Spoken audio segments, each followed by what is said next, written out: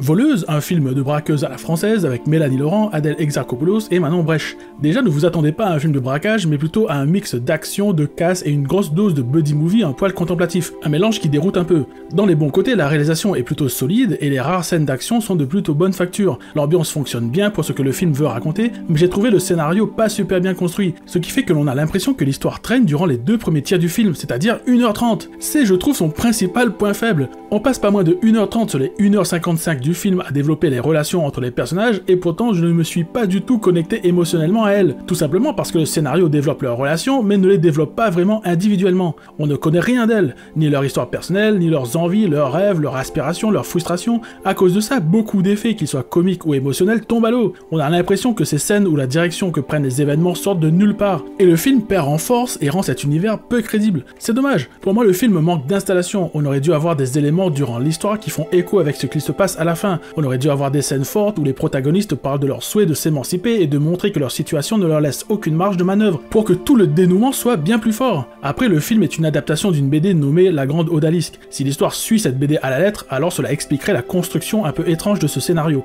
Malgré tout, je trouve ce trio sympa et un deuxième film un peu mieux construit me dirait bien. Bref, je vous le conseille si vous avez envie de voir un film bien réalisé mais qui n'a pas su m'accrocher pleinement, ou si vous avez envie de voir le Ocean's 8 de chez Lidl. Et Ocean's 8 était franchement pas fameux.